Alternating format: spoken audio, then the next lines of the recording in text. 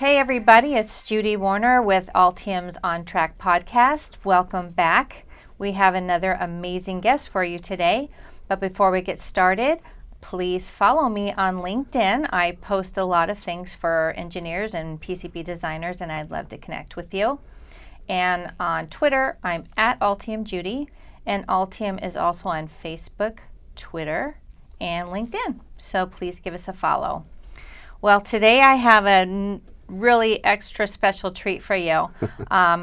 Zach, I think I'm going to destroy your last name, so I can say Zach. Yeah. Your last name is? Homuth. Homuth. See, I would have killed it.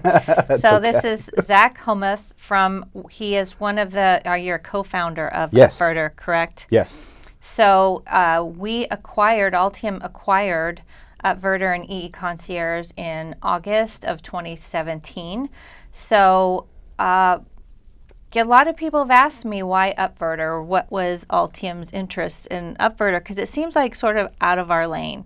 So I thought I'd bring Zach in today and let you hear straight from the horse's mouth. So start out by, if you would, Zach, just telling us about what is Upverter and what is EE Concierge and what you're trying to create when you launched that company. Yeah, sure. So Upverter is cloud-based schematic capture and PCB layout. And what cloud-based means is it runs in the web browser. You type upverter.com into Google Chrome, it shows up, and you can do your schematics, your layouts, right there, order the boards for manufacturing right from your web browser. You don't need to download anything. It's collaborative, which was kind of our big superpower for a really long time, which is that a bunch of users can work on the same schematic and the same layout at the same time in a very Google Docs kind of way. Yeah, but that's Upverter. And then EE Concierge came out of an experiment we ran back in 2015 trying to figure out what was the most frustrating part of doing a PCB design, and it turned out it was making and checking parts. And Upverter, until that point, had a shared global parts library, and what that meant was every time you added a part, every time I added a part, those parts were available for the community. Right.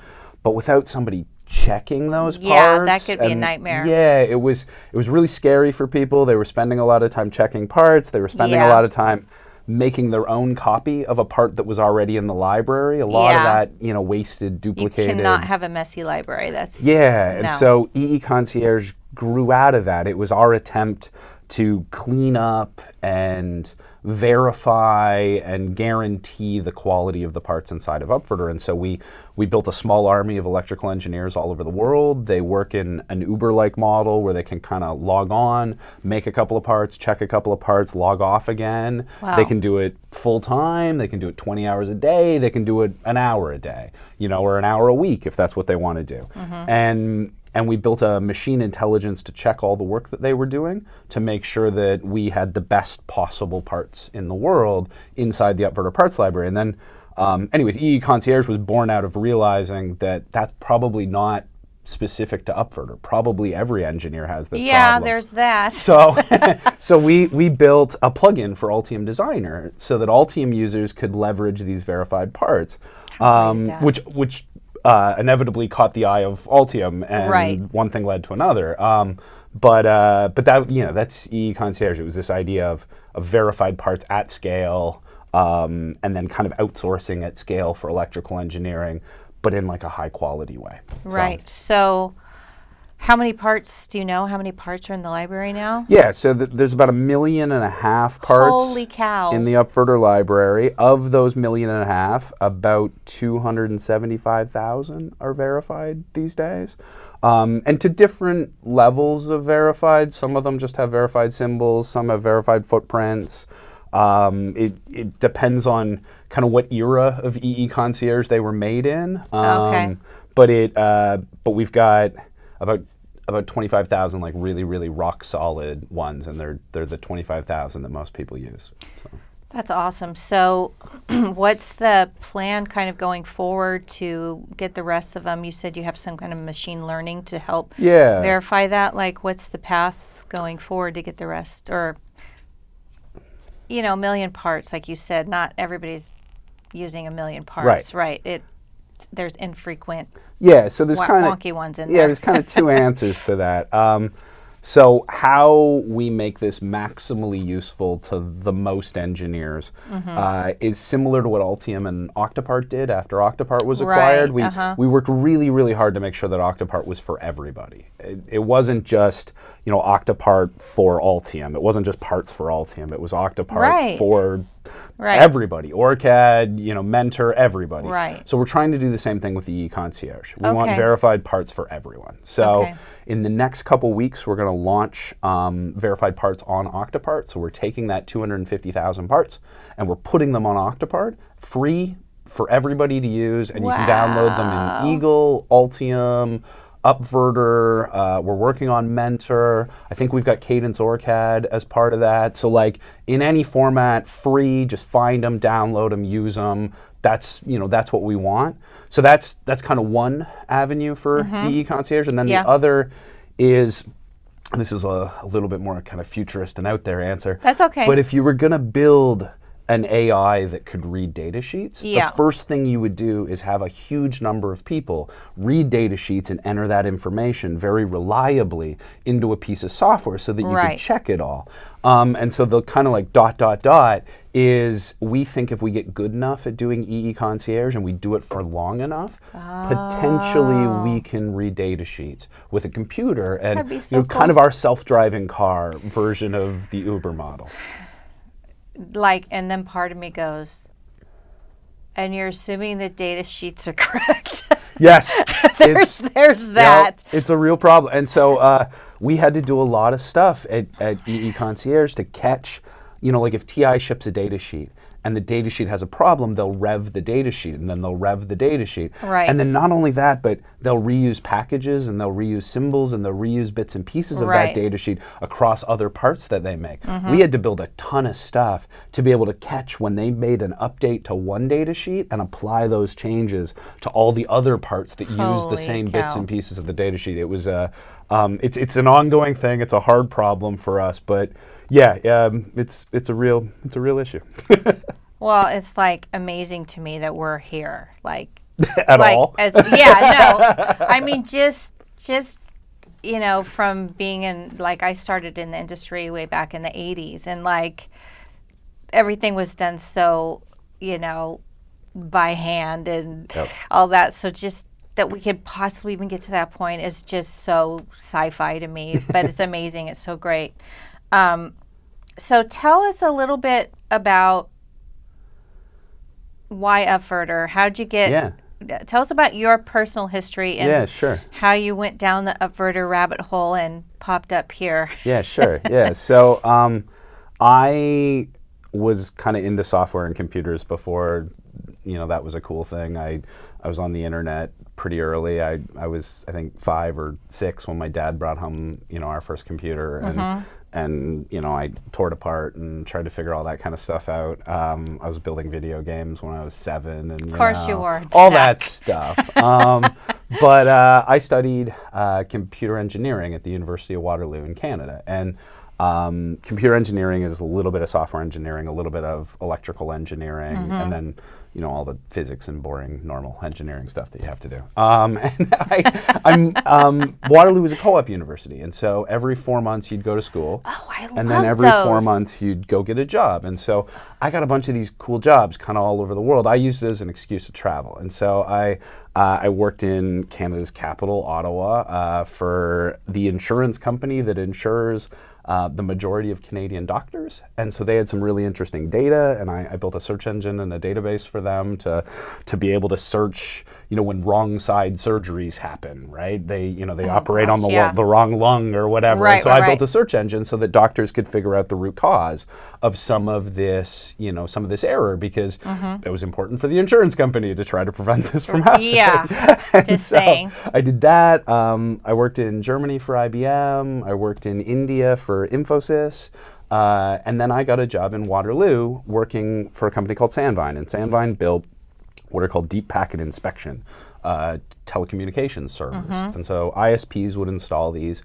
in their network, and it would sit between their subscribers, the people who use the internet, Right. and the rest of the internet. And it would look at all the traffic that flowed through the box, and it would try to figure out, how much is Skype, and how much is YouTube, and how much is pornography, and Facebook, and everything else. Right. Because if you think about it, ISPs are kind of like, it's kind of like the water utility. They know that they sold so much water, but they don't really know what the water was used for, right? How much is watering lawns, right? Right. And so we were giving ISPs that kind of intelligence. Anyways, I started off as a lab tech. I tore the boxes apart, tried to figure out why they weren't working, put them back together, made them work. And I kind of worked my way up to actually designing the box. So I designed 2 of them for Sandvine. Before quitting, and I quit because I was really frustrated that on our side of the cubicle wall there were 10 of us working on the hardware that was so essential for this company to exist. But on the other side of the wall there were 300 software guys who had Git, and they had version control, and they had collaborative tools, and they could test their code by pushing a button on their computer. I had to carry a 120-pound server around a building and use screwdrivers and shit to and that's part of hardware. I don't, I never wanted to take that away from hardware, but it felt like it could be easier. Right. And we were using Mentor Graphics tools, and I was frustrated by the archaic kind of 80s feel of it all. I used a Mac at home. I couldn't use the software on my own computer if I wanted to. And I was trying to build stuff at home, and this was kind of before IoT was like a thing. This is before Arduino, before all that stuff. But I wanted to do that stuff at home, and it was just so hard to do any of that, from my Mac, from home, without a huge budget or, just an endless amount of time. And at the time we were seeing cloud tools like Gmail and Google Docs and GitHub kind of emerging. And so I left because I was pretty frustrated that if this is like the state of the art, if like one of the most complicated telecommunications servers that anybody had built today was built by some punk kid, in this office in Waterloo, working mostly alone, using tools that felt kind of clunky and out of date. Like, there has to be something better than this. And so we left to build it. And it was really no more complicated than, can we take some of the magic of GitHub and some of the magic of Google Docs and build a tool like that for hardware engineers? And maybe it takes forever to disrupt Mentor or Cadence or Altium or any of the big guys that have been at this for decades. But we assumed there were enough people like us that just wanted to spend 2 hours on a Saturday afternoon designing a piece of hardware. There must be something we can build for them. And a little bit like Google Docs, right? It doesn't have all the features. You can't make fancy tables. You can't do it all. But it's slowly taking over the world. And we wanted to do the same thing for hardware. Well, I think you point out something that I really notice. It seems like there's a block of people that are like my age, the old 80s people, and we've kind of just built upon old, and then there's the next generation that were 5. Okay, I was 20 when I got my first computer. So you guys kind of grew up with these things in your hands, and I think it's kind of hardwired in your brain. So I think you kind of know there's more efficient, better ways to do things. And we are building on old legacy stuff, so sometimes we just can't see it.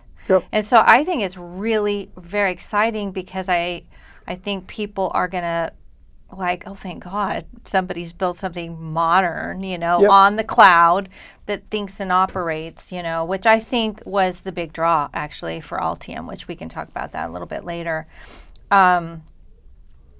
So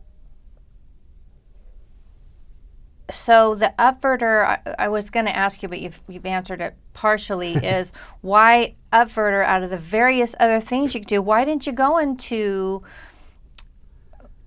I don't know, you have a very entrepreneurial spirit, so there's lots of things you could have done. Like, why did you pick this one thing?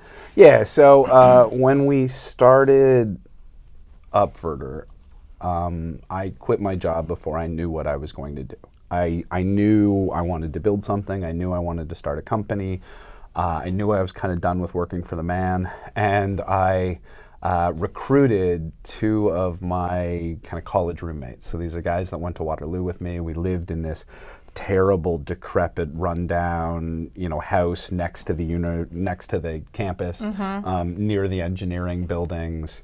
And we lived together, we worked together, we did our co-op jobs together. We were thick as thieves. But I called them up and I said, how do you feel about quitting your job and like doing something new? And they both quit like the next day. And so we got together in this old, decrepit student townhouse, and we wrote down 100 ideas of things that we were excited about, things that we were passionate about, things that we believed needed to be fixed.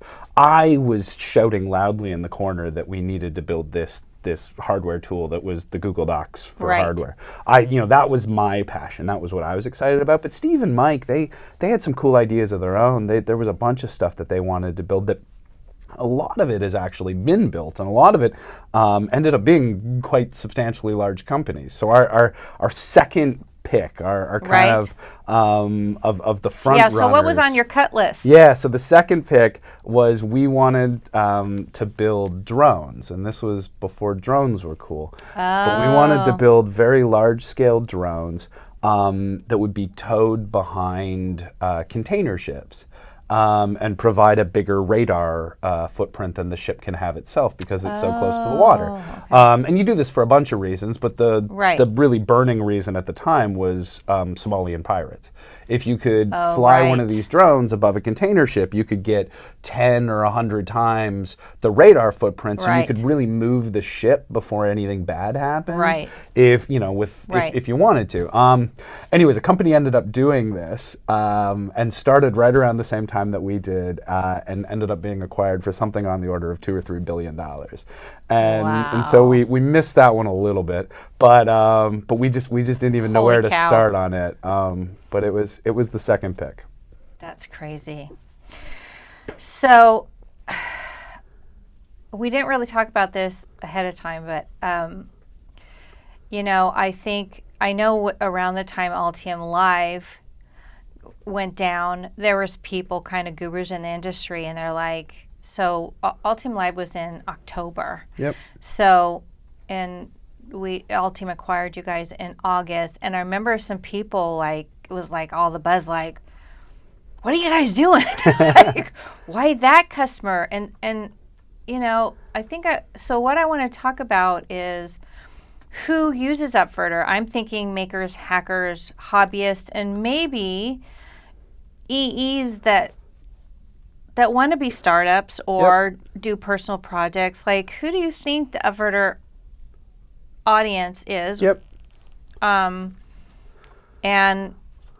how does Upverter serve them, and how many people are on Upverter? Like, tell us about your ecosystem a little bit. Yeah, so it's the misfits mostly.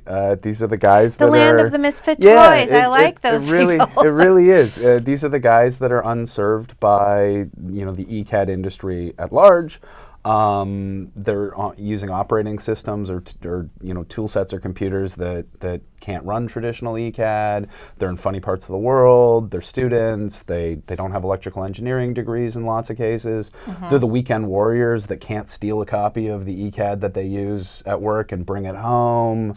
Right. They're makers and hobbyists and hackers, yes, but they're also we helped some Nigerian kids put their country's first satellite into orbit, and they couldn't have done it using traditional ECAD tools. I kind of love that. Yeah, like some of the first augmented reality startups were built using Upverter, like kind of odd stuff like that, where you couldn't necessarily, use a traditional ECAD tool. You couldn't necessarily iterate at the cycles that one of those tools would let you iterate at.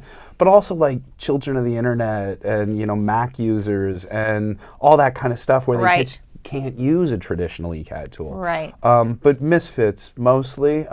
We think of them as kind of the not really the next generation of electrical engineers, but very much a different breed, a different type of doer of electronics. Well, it is kind of grassroots, though. I think that we are going to see more amazing things like drones Yep. being dragged behind boats that are going to come up organically. Yep.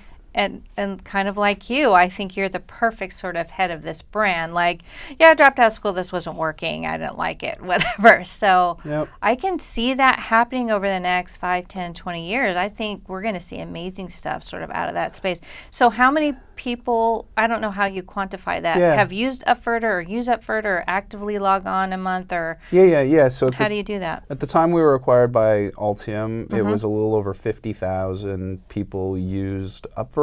Uh-huh. They use it in a very bursty way. They'll show up, they'll work frantically for 2 days, 10 days, a month. Right.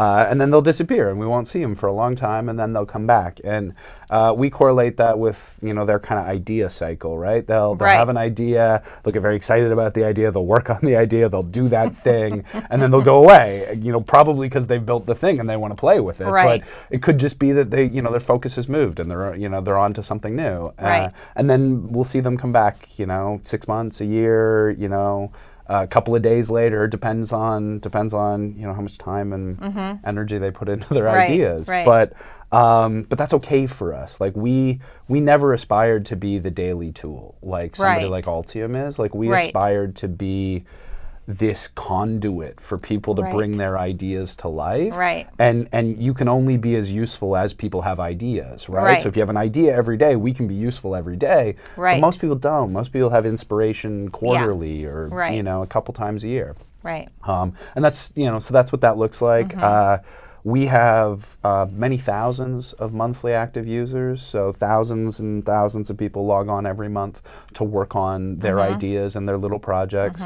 And the average project is worked on for quite a small amount of time relative to what you would expect from other ECAD tools. We'll see products going from conception to manufacturing in like 20 hours or less. And so that's pretty amazing if you consider that's 2 or 3 days of work That's for a regular unbelievable. electrical So engineer. you said something earlier that I wanted to ask you about, and that was you mentioned that people can go into manufacturing. Yeah. Do you have sources like fabrication, assembly sources that are related to Upverter? Yeah, and we've had this in a couple of different forms over the years. We've had what we like to call the print button, kind of refactored a couple of times inside of Upverter.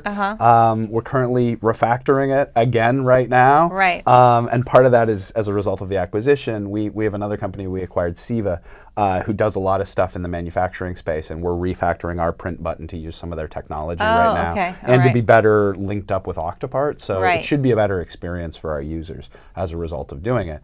But yeah, over the years, we've had a button. You click it, you give us your credit card number, and a couple days later, something shows up in the mail, which is what you designed. That's awesome. Yeah, and it will do that again in the very near future. And was that assembled also, or just the bare board? We used to just do bare boards, and then we experimented with assembly for a little while. The newest, latest, and greatest version that we're working on right now will be fully assembled, and it'll probably include whatever enclosure your device fits inside of. Oh my gosh, I'm like ridiculously excited about this. Yeah, it's gonna be pretty cool. Okay, so I don't always ask this, but I'm going to ask this now. Okay. Are you a geek or a nerd? Geek, but I don't know why. I don't know what the difference is, really. It's just you're good. It's Okay, just an open geek. question. I think you're a geek because I think whatever. It's something we ponder here on the OnTrack podcast. What is a nerd and what is a geek? We've decided Big that questions. geeks are cooler. Nerds seem more like, at least to me, physics, like Okay. Sheldon All right. Cooper's. Science Yes, guys. more Yeah, deep yeah. on the science side, but this has not been proven. So if anyone wants to comment below and tell us what you think a geek and a nerd is, we're all ears. So, but you were geeking out there. This is why I stopped you. Okay. Because I'm like, oh, you are like totally geeking out, and I'm tracking with you, man. I'm like, oh, this is like we're having a geeking out moment right now. So I was talking to our head of operations the other day, and I was just saying that during that Altium Live, people were asking, why would Altium, a professional tool, pick up Upverter? Yeah. And basically, I think Altium has a vision to kind of embrace every level of PCB designer and also embrace and serve those misfits, those marginalized or that don't have access, right? You know, those that can pay for Altium Designer and they do it professionally, well, great. Yes. But that we want to serve the wider community. So I was asking Ted Paella about it, and he was saying, and I just wanted to get you to chime in here, is that sort of what we were talking about earlier is that a lot of software programs are going to cloud-based. You know, there used to be security issues, but they've tightened those up. So technology is moving towards cloud-based, and if we don't sort of pay attention and go that way too, I think we'll be sort of left behind.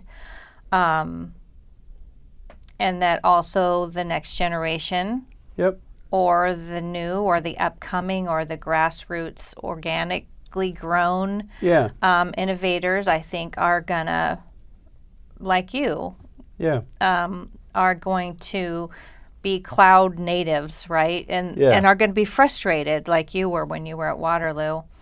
And to also meet those people where they are, not expect them to cough up the money or fit into our model, but figure out where they're going and what their model is and what their needs are. And so that's what I think Altium saw as very attractive, seeing Upverter as a huge enabler to serve that community. Would you agree with those? Yeah, so when we were in the kind of acquisition process with Altium, I spent a lot of time on the phone with Aram, our CEO, talking about kind of his vision for the future of Altium and his vision for the future of electronics. And one of the things we talked a lot about was making Altium synonymous with PCB design. And part of that is you can't just serve the tradespeople in the mainstream. If there's a million people in their basements that have ideas, that want to invent stuff, and those things include electronics,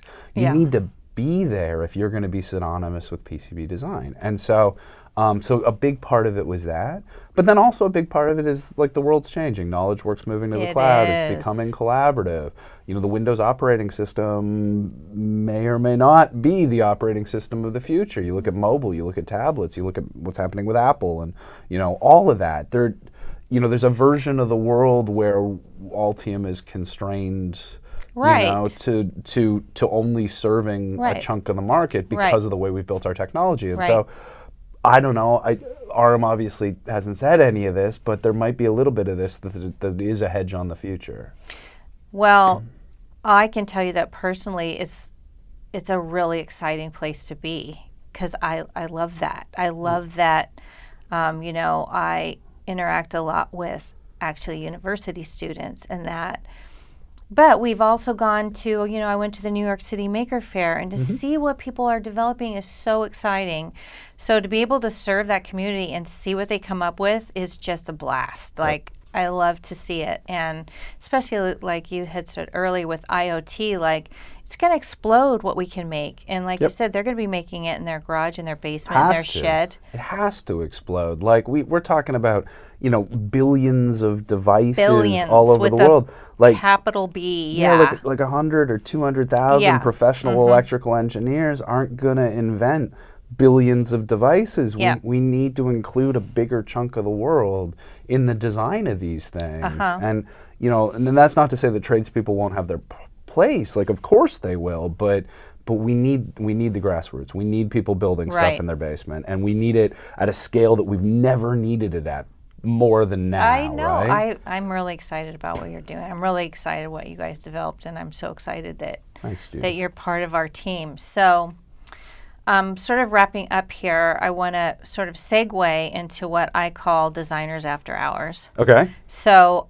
I don't think you have any after hours. You might get to have a beer after work every once in a while. This guy's from Toronto, and he's here an awful lot, and I don't think you have any after hours right now. But if you did have after hours, Zach, what would you do, or what do you like to do? Yeah. Well, my wife and I bought a house in the Canadian wilderness about 18 months ago. And so my after hours for the last 18 months has been turning this kind of rundown cabin into a home for my family. And so I've been watching a lot of YouTube videos and buying a lot of power tools and trying to figure out how to do all that stuff. But when I'm here in San Diego, and when I'm stuck here for the weekend, I play a couple video games. That's kind of my thing on the weekend. I know. But that's it. That's it. That's what I do. Okay, and here's another super fun thing about Zach I want you to share about his wife is also an entrepreneur. So tell us about your wife's business, because that's really fun. Yeah. So my wife is a very successful entrepreneur. She started a company when she was quite young that did e-commerce, and she sold that. And then she ran another company which was for angel investors, and she sold that. And then she did something with hair extensions. And her new thing is called Sheerly Genius. And Sheerly Genius makes indestructible pantyhose. And you can swear indestructible. And you can hang a human being from stuff with nothing more than a pair of pantyhose. There is a video. We are going to share the link of Zach hanging his wife from a second floor balcony with pantyhose. It is a real thing. It is a real thing. Okay, so what are the materials? So it's a heavy molecular weight polyethylene, which is what the fiber's made out of, and it's special in that it's incredibly strong, but also a low denier or denier. I'm not sure how you're supposed to say that word, but it's a 30 denier fiber, which is what you can make hosiery products out of. But it's incredibly strong. It's like the strongest dental floss you could possibly imagine.